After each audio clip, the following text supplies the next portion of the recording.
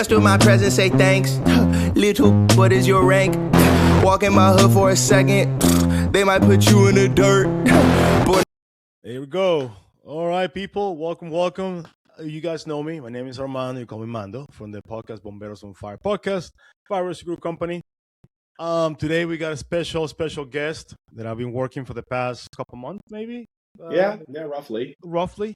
From Canada, from the north cold side of the world.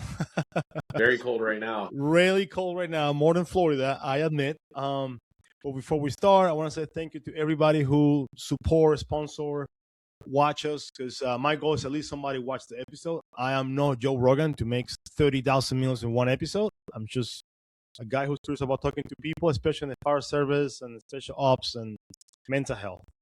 And with that, please subscribe, share, whatever you click on it, you will see it somewhere on the screen. And with that, we start. Steve, welcome to the podcast, bro.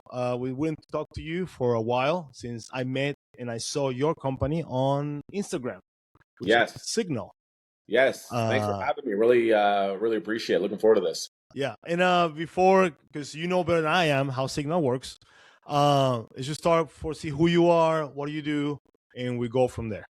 Perfect. Yeah. So my name's Steve, and I'm the founder of Sygnal. We developed this platform. It's sort of grown substantially over the last couple of years, but by adding more features and more functionality.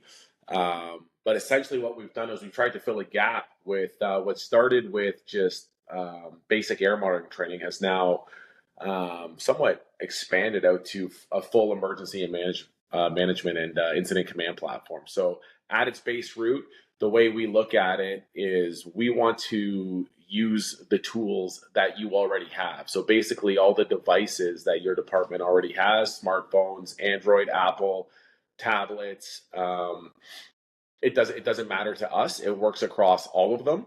And now you can use basically any piece of equipment that you already have can become a training prop. So whether it's a forklift, barrel, confined space tank, transport truck, vehicle, between the software and some of the accessories that we have, you can train super low cost and hyper realistic. Yes, and I'm a believer, and I try it, and it actually works perfect. It is. It's crazy how realistic it could be. For those who doesn't get it right now, it's basically a training app for hazmat, right? Because I use it for confined space. What I work currently, I one of the guys who teach and share the knowledge for confined space on special team, and I actually have a chance to use it during one of the trainings, and people love it because it's so realistic, and we don't have to use our monitors, our sniffers. We keep it safe and without destroying them. Yeah, it's sort of been that missing piece, right? Like for confined space, I've sort of joked in a confined space or technical rescue scenario, everything, like correct me if I'm wrong, but literally everything that you're using is real, right? You're using a real tripod, you're using real harnesses, real ropes, real whatever, but you're not using realistic atmospheric testing, right? And that's the gap. That's the gap, in my opinion. We wonder why today nobody really knows how to use their gas detector. I mean, everyone knows how to use a winch and a tripod because they do it in training, right? But they don't know how to read and interpret and react to what their meter's telling them. And, confined space is affectionately referred to as hazmat in a box, right? It really is. Yeah, it is true. It's important to have those skills. It is true. Hazmat is not a topic that people love or like, and make a wish dreams with numbers and stuff. Make it even harder to even pay attention to that. Yeah, especially if you hazmat medic, for those who are nerds like me and you with hazmat stuff. So this app actually helps to figure out the numbers. It gives you the location, the map. Bro, when I used it was amazing. Like I said, I literally fucked up the people doing the scenario because, you have your entry team, you got your gas monitor. And I said to the guy, hey, before we go to the hole, download this app really quick. Because what is that for? Don't worry, just download it. Yeah. Scan the QR code. And then I said, once you open the hole, your phone will start beeping. That's it. And that's the thing that I think is important is the ease of use, right? So for yourself as an instructor, you can customize whatever detector you want, a single gas, a 4-gas, 5 or 6 gas, anything you want, radiation, etc. And what's nice is for your students, all they need is the application. They don't need an account. They don't need to put in a credit card. They don't need, a 27 character password with 3 special characters. With that, yeah, word.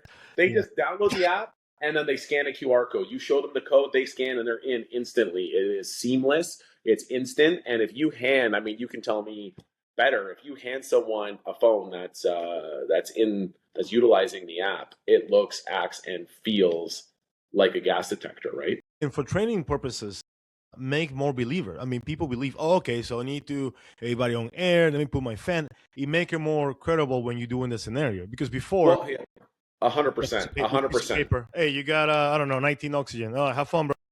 Well, that's what we're used to, right? We're used to, unfortunately, the instructor, like the attendant or the rescuers, all just looking at the instructor like, hey, like, what do I have? What do I see? Like, they're waiting for that prompt. They're not thinking. And then the prompt comes in, very low key, very casual. Hey, your oxygen's dropping. Hey, your CO's going up. And they just respond, I guess my CO's going up. And it's very casual and it's not realistic. And we all know there is a big difference between, a realistic scenario or a real life incident versus an instructor in a classroom coaching you through something. And I think this really bridges that. It makes it as realistic as possible. When you're sitting there not knowing what to expect, and all of a sudden your device is flashing and beeping and maybe rapidly increasing, and now you need to interpret that and make decisions, right? And not have the guy beside you holding your hand. He's now just standing there going,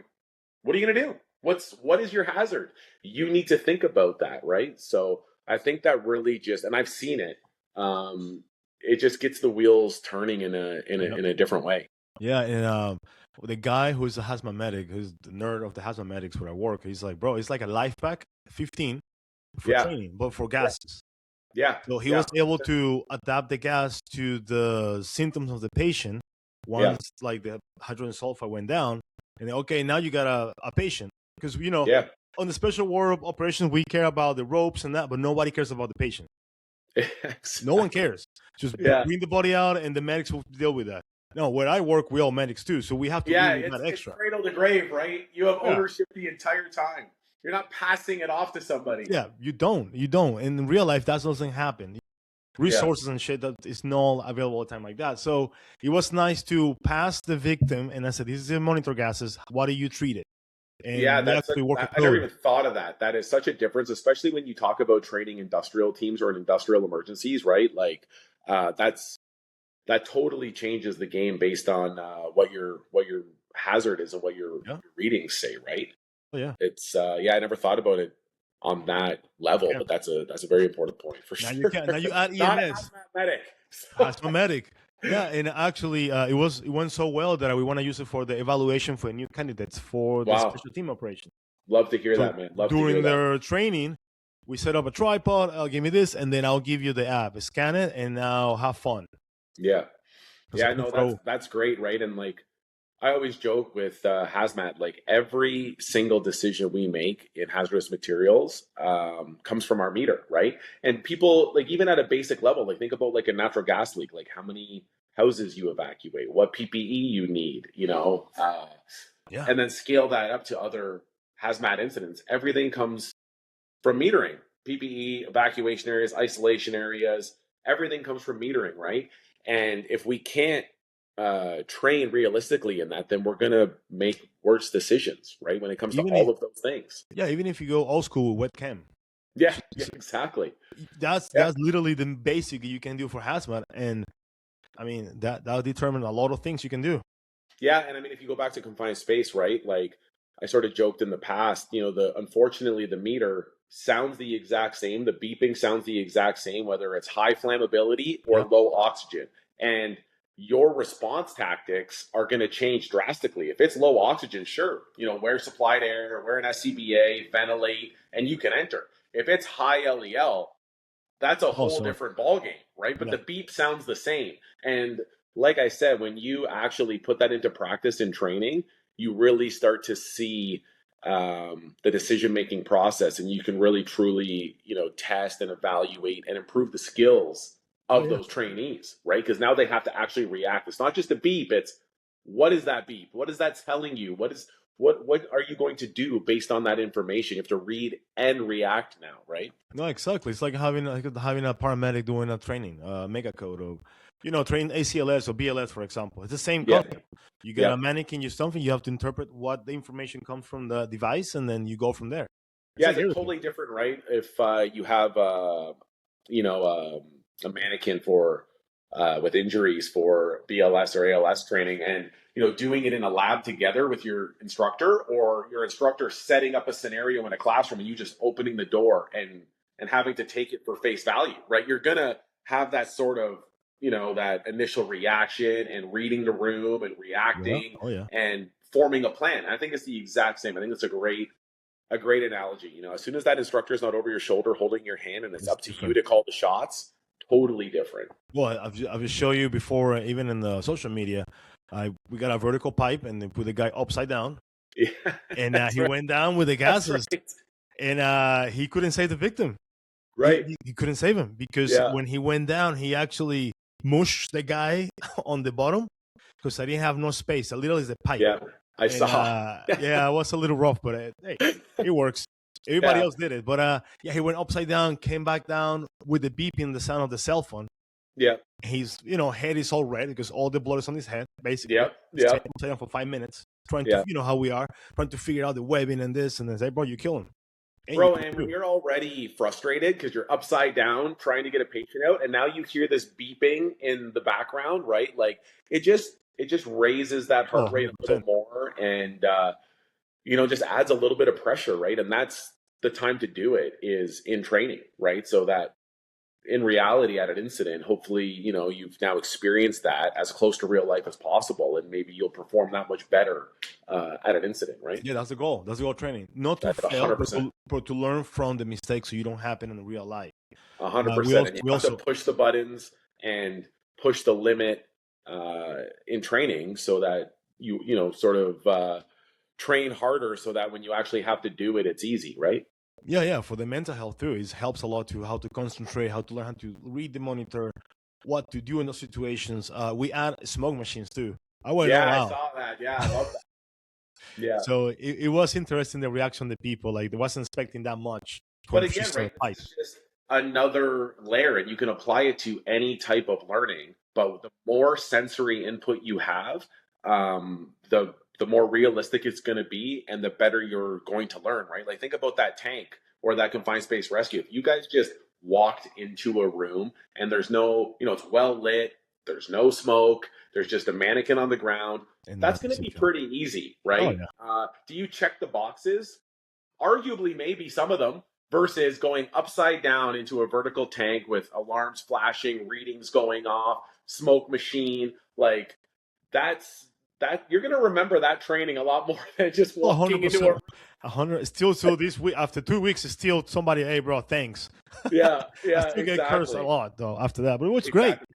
And you're going to get a lot more from it, right? So so they learn a lot. And also for the hazmat situations, because you can put also RAD that I found. Like, so that's amazing because that's kind of hard to train because the materials you can find to train are hard to obtain, obviously. Yeah. So that's something that has come up a lot, and I actually had a different meeting earlier about this, about how there's very few places that you can still do live agent training, right? RAD or chem or bio or anything, right? So it's getting harder and harder to use like real live agent, and RAD, of course, highly controlled and very difficult to train, and especially safely in a realistic environment, right? So now we can simulate any style of RAD detector, personal dosimeter, survey meters at any scale, any dose, and any hazard that's commercially available. So very challenging to do. And what's nice now, based on industry feedback, is some of these facilities that these industries are actually working in Obviously, they have pretty thick concrete. It can be hard in some areas to get service and signal. So now our system works 100% offline as well, which has been a huge value. Yeah, I saw that too. It was great. And I was talking to a guy from the Seaburn unit from the Air Force. Yeah. And he loved it. He said for a weapons mass destruction, it is a great tool because you don't have to, get the chemical and expose people to that. It's just a safer way to train. He's in Arizona. Hopefully I can see him by April. We'll see. But he's interested in actually working on it. Like I was talking to you early, I designed a class for confined space gases. For online training, but hopefully I can get into practical scenario.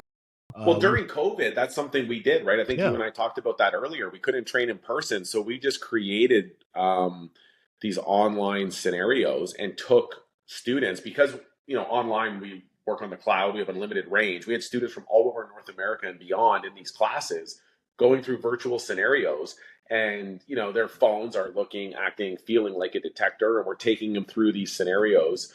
And, next thing you know, their meters beeping and flashing. And like I told you, they immediately forgot they were in their pajamas in their living room. Like they swore they were like in that refrigeration room or that cold storage warehouse or that confined space. And you would see them like borderline freak out, right? When they're like, that's true. And the flashing, the numbers, and like, I don't know what's happening. And just prompt them like, what do you want to do next? And, they couldn't slow down, it just, the virtual learning is still definitely a tool.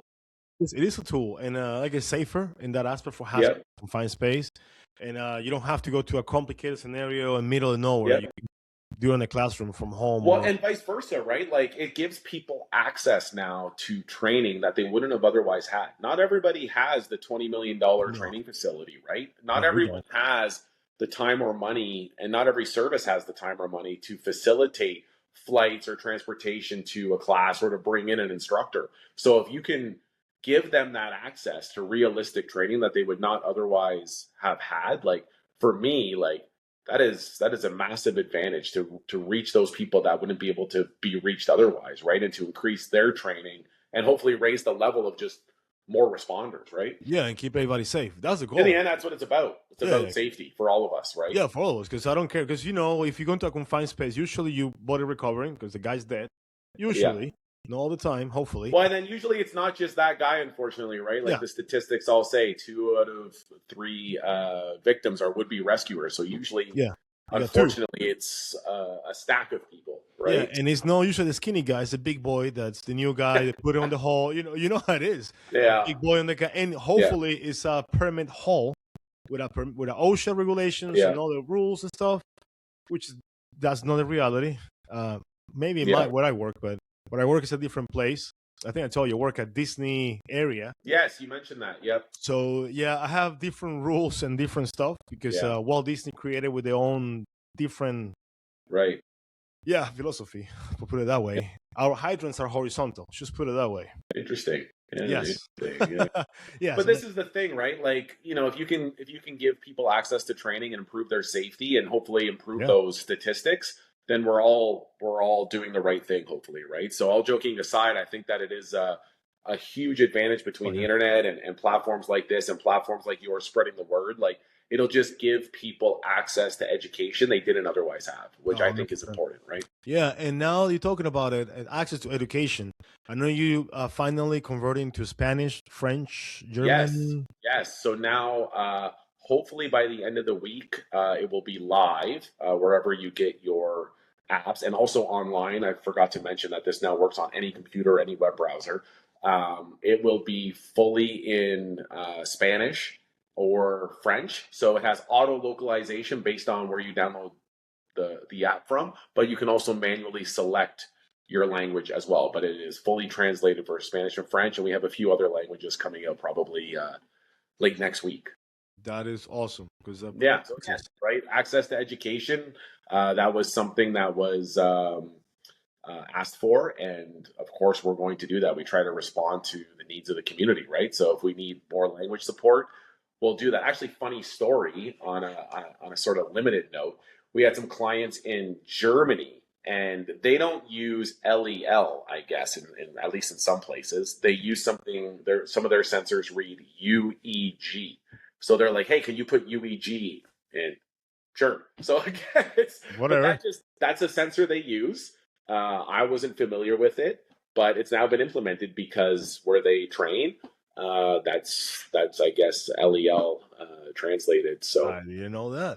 yeah, so learn That's something good to new every know. week. That's the thing. We want to kind of pivot with the needs, right, and make it realistic. Yeah. So that's what we did.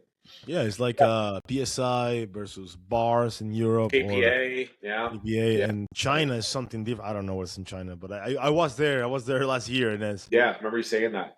yeah, that's a crazy, great place to go. I don't know if right now it'll be safe to travel, but yeah, it's I don't know. great Yeah, people I don't though. I know. have to say, great people, really willing to learn and train all day long. Those Yeah, guys never stop. yeah, Yeah, I'm glad you're able to translate it, put in at least in Spanish, German, and yeah. different languages, Yeah, so especially in Spanish and French Spanish. will both be out, and I think that just opens it up to a much broader audience, and I It think it will is.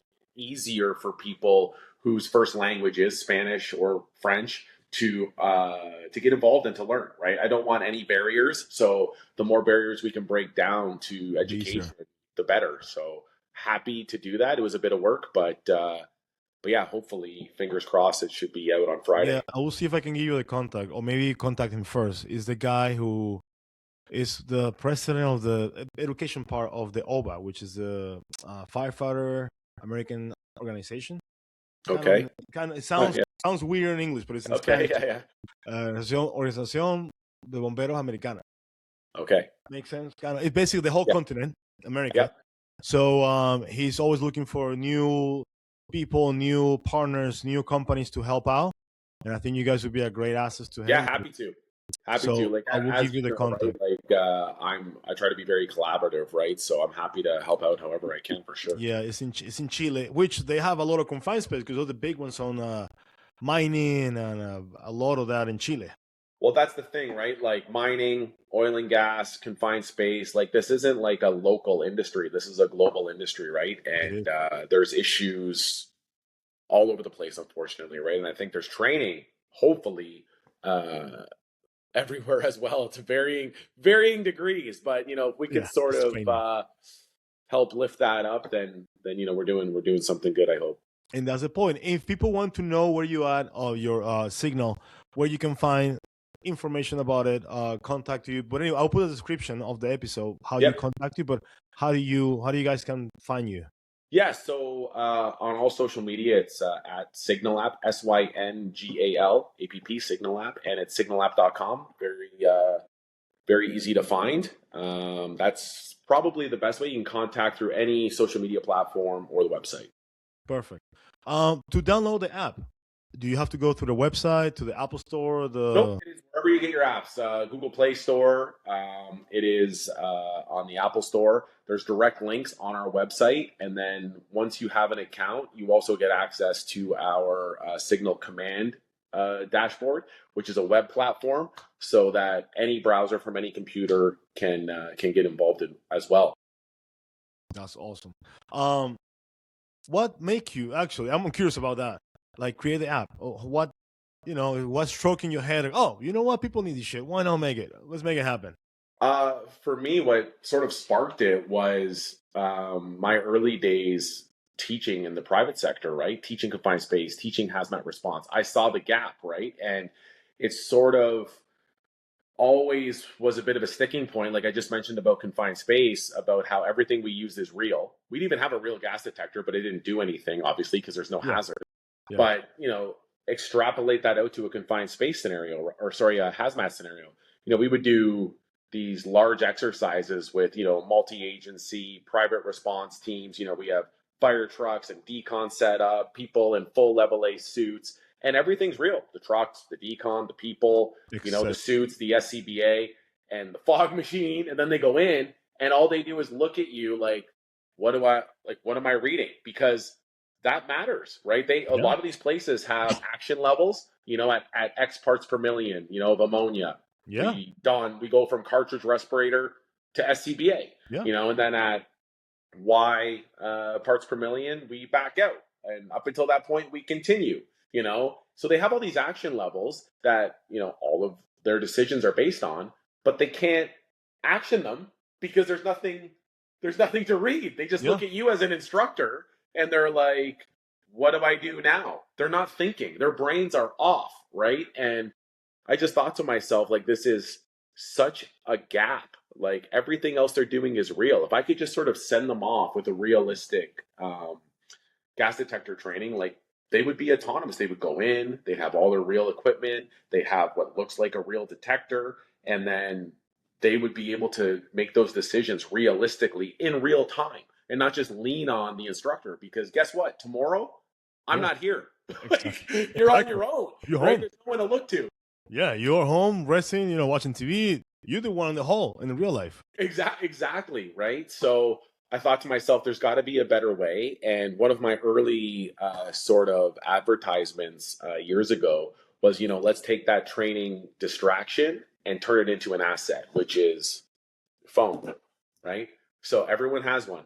So let's put it to use, right? And that was sort of the initial idea, was let's use something we already have to take our training from here to like here, right? So, and luckily, like, I hear stories like from yourself with that confined space training and stuff. It seems to be working. No, it's not like I'm be a sales rep, but I'm kind of selling it because it's sold by itself. Because once people realize, and you see them getting annoyed by the beeping, that was the part that got me, because they think in the real monitor, like, I cannot shut it down. That's the real life, buddy. Yeah, exactly. And I mean, now what we've done is we've taken it from like your simple instructor-led scenarios where like you're the instructor, you can make one or all of the users, it's unlimited users, react. Like, you can just literally press an up and down arrow or type in like 100 parts per million and it immediately reacts. So you can do that, just an instructor driven. But now we've added a few more options. We now also have GPS based. So you can literally draw a hazard zone, a wind plume on a map. And as soon as those users enter that area, they will start reacting. And obviously their readings will impact greater if they're downwind, the farther into that hazard area that they are. So now you can really do some full on scenarios,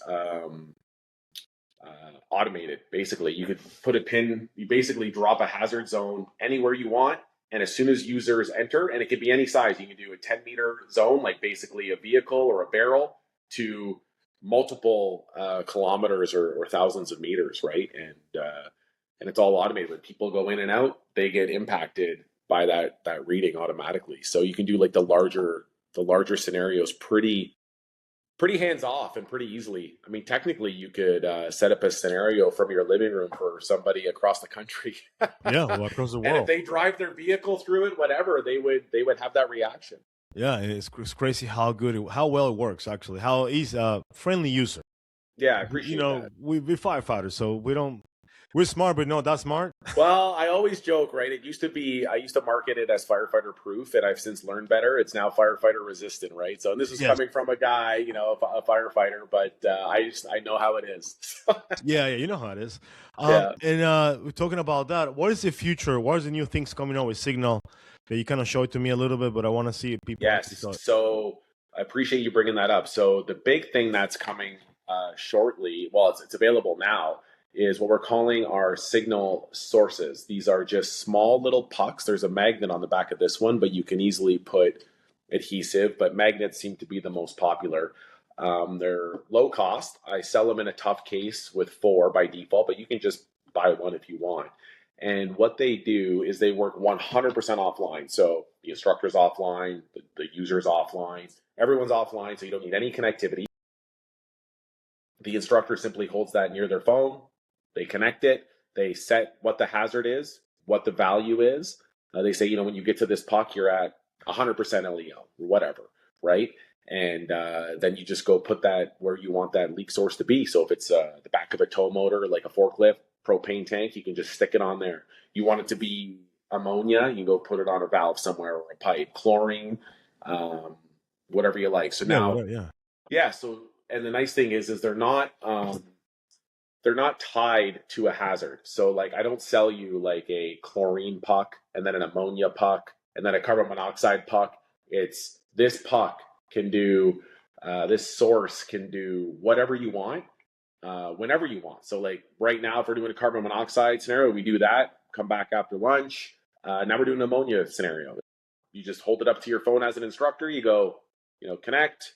It's ammonia now at 10,000 parts per million. And then you go put this where you want, and users will react with sub-second reaction, like it's immediate, and it's sensitive to like inches. And it's really, really accurate. And the range outdoors is about almost 500 feet. Indoors, it sort of varies. But what's nice about it is, walls and doors and stuff will actually affect it, which it would any other leak as well, right? Or any other detector. Fully customizable, 100% offline. And what's nice too is I market it as offline, but it's technically hybrid. So if you get connectivity, you will get all the advantages of connectivity, like the map. You can now see all your users on the map. So say you're working in a spotty environment, like in a plant. It's like, oh, we're offline.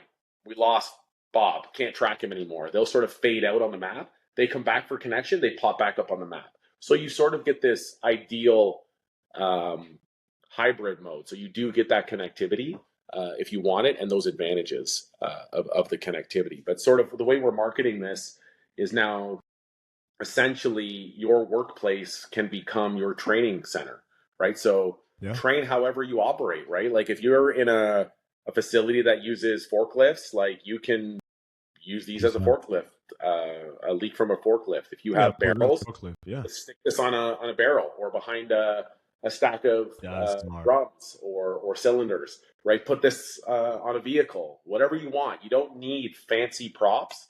This turns anything into what would seem like an active source or an active leak. That is actually awesome. Can you put multiple pots at the same time? Yeah. So you can put up to 6 pucks, and you can have 6 hazards going simultaneously. And where that's sort of handy for hazmat is you can start talking about like cross sensitivities, right? Yep. So say you're doing like an acetylene leak. You have an acetylene cylinder or cylinder somewhere. Stick this behind it, magnetic, sticks on. You can put 2 pucks and go, one is LEL. So as you get closer, your LEL goes up. The other one could be carbon monoxide. So now you get that carbon monoxide going up, like that cross sensitivity, right? And it's 100% hands-free. You just connect it as a host, set it up, hide the pucks. You could throw your phone out the window. You don't even need it anymore. The users will respond automatically. That is awesome. And how much is the price for the little pot? So the pucks, we sell them in a kit of 4 with a hard case for $199, so for $200. Relatively cheap. They're available on our website. You can pick them up. But yeah, they've become very, very popular. So I sell them in a set of 4. But if you want more, we sell them individually. As well on there. But the battery life on them is, depending on use, between 2 and 4 years. They're just AAA batteries, easily replaced. Okay. So nothing too fancy, right? Everyone can get a AAA battery. So yeah, anything that you use in your if you have a fancy training center, or just you're working in oil and gas or a warehouse, with these pucks, anything that would be realistic for you and your organization, whatever be a realistic incident, you can do with these pucks automatically, 100%. Wow, that's actually interesting. That changes the game, but for training purposes. Oh, yeah. I mean, it doesn't get easier. You literally just pair it, and then the users just scan a QR code. They're instantly in, and they're instantly out looking for that leak. Yeah. And we have 3 different profiles. So we have our chemical profile for vapors. We have our rad profile that is accurate for rad sources, right? It's not really a secret, but it reacts the way a radiation source would. And then we also have one for chemical warfare agents that reacts similar to how a standard chemical warfare agents detectors would work as well. So 3 different modes, multiple different screens. So legit. This puck is highly customizable. I'm thinking about ideas right now how to use that, because like I said to you, I'm trying to create the confined space class through Fire Rescue Group, Like I said, I'm working right now on the online portion just to see Yep. how get my feet wet with that. Yeah. Just to how people react and respond. But creating a confined space, advanced class or something, Yeah. and I can use that because I can bring it all around the world. Well, yeah, you can easily pack this in a carry-on, Oh, right? yeah. And it's just Yeah. AAA batteries.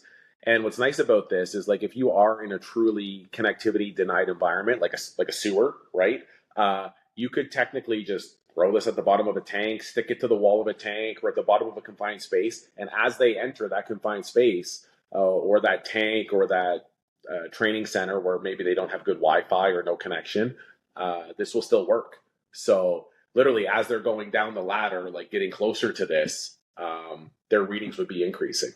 Yeah, no, and no, it's actually a great tool because you are helping to, because the weakest part of confined space is hazmat. Let's be honest. Nobody 100%. cares about hazmat. No one. Everyone knows how to use a winch. Not All rocket day science. long, the Yates, Yeah. the winch, the whatever, dragon, you name it. But you give it Yeah. hazmat and you see people scratching their head. Yeah, no, bro. Yeah. You need to use your brain for that. Especially if those are / medics, because we treat on scene what we can treat, life-threatening conditions. And then you take them out and give it to the EMS, hopefully. Yeah, of course. But for MCIs, actually, if you work for the RAT, especially where I work, because we have a big old target around the world. Yeah. Believe it or not, we have Target, and we got a couple of those lately. Yeah. So, that's a great tool. The POTS idea is actually great for traveling. Yeah, so we call them a signal source, like I said, and they're on our website. Like I said, I want this to be accessible training. They're relatively, they're pretty low cost. You can't buy much in the fire service for under $50. No. And then, like I said, anything you already have becomes a training prop. You don't need the fancy prop. You don't need the fancy training center. You just need the vehicle in the parking lot, the skid of drums that you already have, or the forklift, whatever you want, whatever you would realistically respond to, or what you already use. Like this allows you to train realistically, cheaply with what you already have. No, bro, that's a game changer. That's awesome. There's a lot of places I imagine you can go, like hazmat conferences, competitions. I mean, training all around the world. That's awesome, and I wish you the best. And hopefully, somehow, I can help you to get bigger. Thank you. One last thing I just kind of wanted to mention because I sort of danced around it. The one added feature we have is that command web where you can see on the internet from any browser, but a nice added feature to this platform. And where it's particularly important is now with event preparedness. Like I know there's teams preparing for FIFA and things like that. Yep. So one of the nice things about Sygnal is you can, like I said, it's very easy to join. You just scan a QR code. You download the app. Don't even need an account if you're just joining. And you scan a QR code. And not only does your device look and act like a gas detector, but we can now also see you on a map. And as you know, that's from your phone, from the web, from a tablet. And as you know, in the fire service, it's extremely hard to see your team on a map altogether in real time, right? So now you can see your team, your vehicles, you can see your partner agencies. So say you're doing an exercise, like say you're doing an event preparedness exercise or cross training, the police, EMS, contractors, city workers, they just scan the QR code. And now not only do you see your own agency on the map, you see all the agencies that you're training with, and your command team can now view it from any web browser, right? So to have that situational awareness, it's so hard to do that in public safety. And now you're doing it like just by tapping one button, scan the QR code, and you're on the map immediately. And from there, like I said, you can drop markers like, hey, this is the hot zone, command post, whatever. You can make those active hazard zones.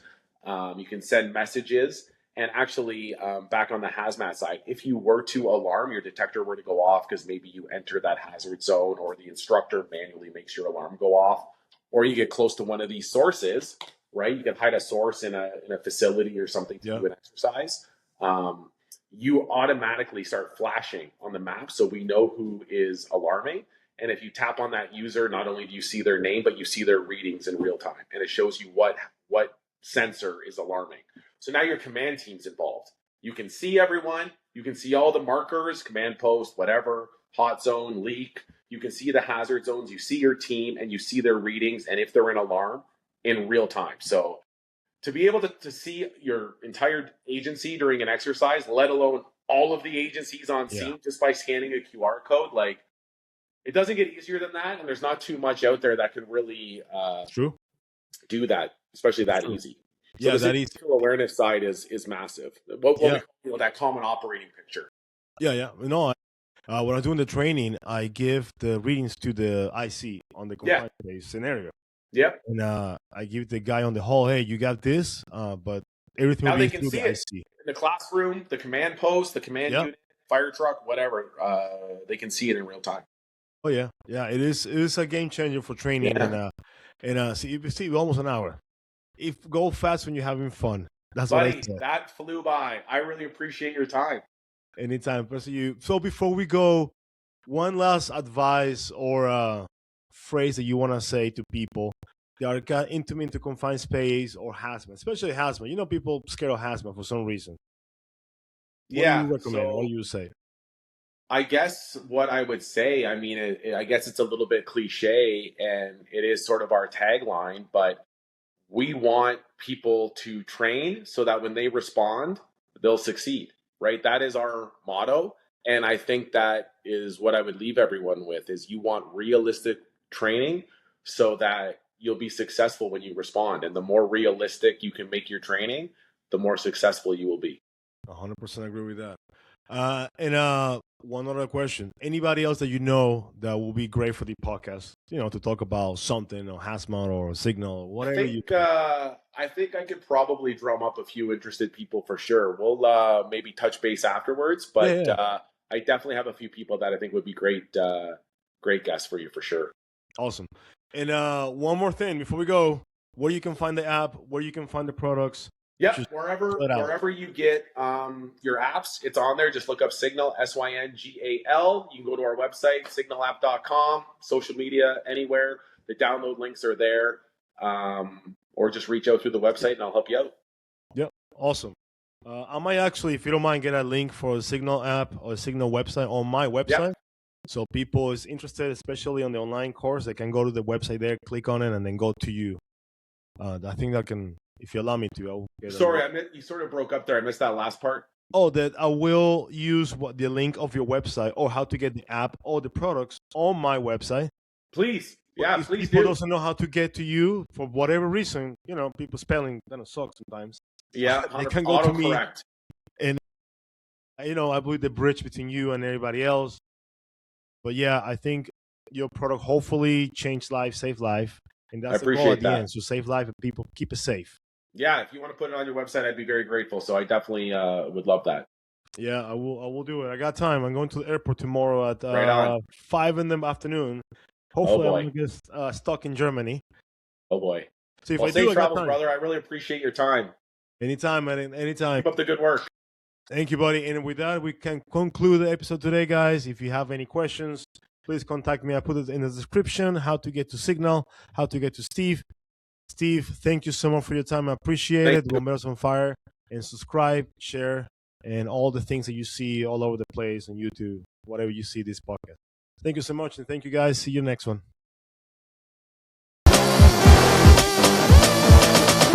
Blessed with my presence, say thanks. Little, what is your rank? Walk in my hood for a second, they might put you in the dirt.